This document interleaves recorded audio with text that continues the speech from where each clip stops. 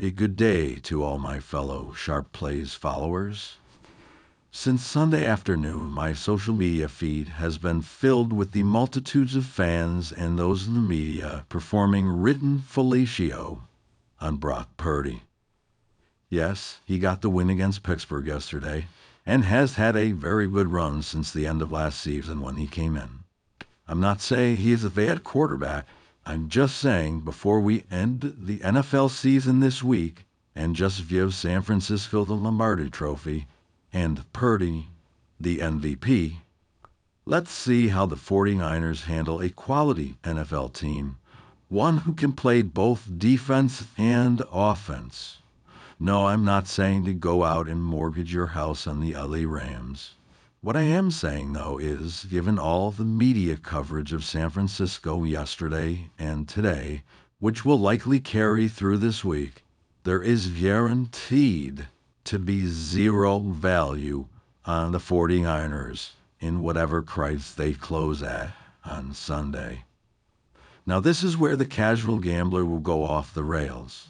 They will hear no value and assume that means, quote, will not and cannot cover, no chance to win, cover, or look good in any capacity, end quote.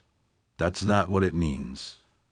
It means simply that San Francisco may indeed win and could easily cover, but you are not getting any value in laying the points with San Francisco. So what, says the casual gambler? If I win, I win. That's value. Well, mathematically, if you are consistently betting with no value or negative values in the prices that you're taking on your wagers, then it is only a matter of time before the math, and more specifically, the vig or vigorish that the sportsbook charges you, will end up killing you. It's like playing the game of craps. There is no way to change the odds in the game. I have heard of controlled throwing. I have even seen many people attempt it. But in all my years, I have yet to see anyone master controlled throwing at craps consistently enough to change the game in their favor. Casinos just add more rubber to the table to create more randomness in the bounce. So back to our story. Here's how the media moves markets and creates value. Basically, the public are sheep.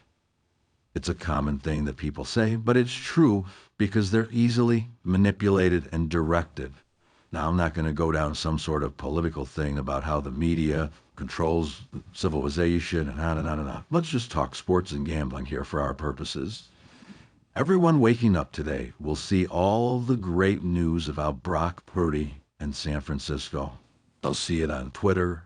They'll see it on Instagram, they'll see it on ESPN, in podcasts, etc. The news will sit in their heads, and it will grow all week as they continue to see Purdy and San Francisco mentioned over and over in the media. Back in my early days of bookmaking, we called this the, quote, ESPN effect.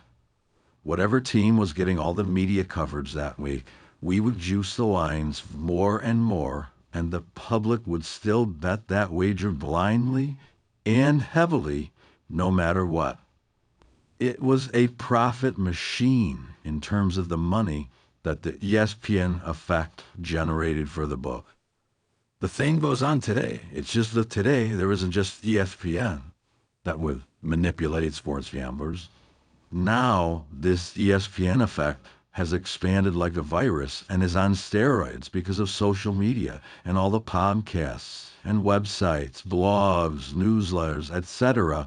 that report on the sports world and especially gambling now compared to the late 90s and early 2000s. Did you notice this line opened at -6.5? The book knew the public could not resist the price. It was basically the books in the market creating an unwritten boat position on the Rams. Get them in at 6.5, they'll easily lay that. It's under a touchdown, no problem.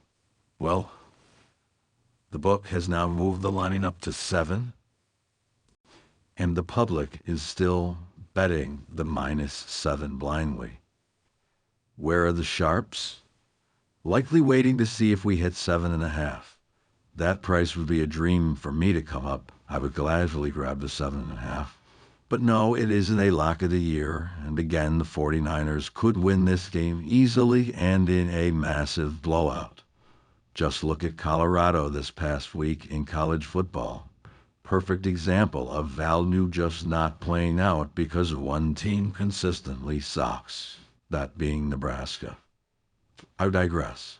However, I consistently bet prices with value. Even though I will have losses, I will typically have more wins than losses, and that is the goal of gambling at the end of the day. I will always come out ahead over the long term.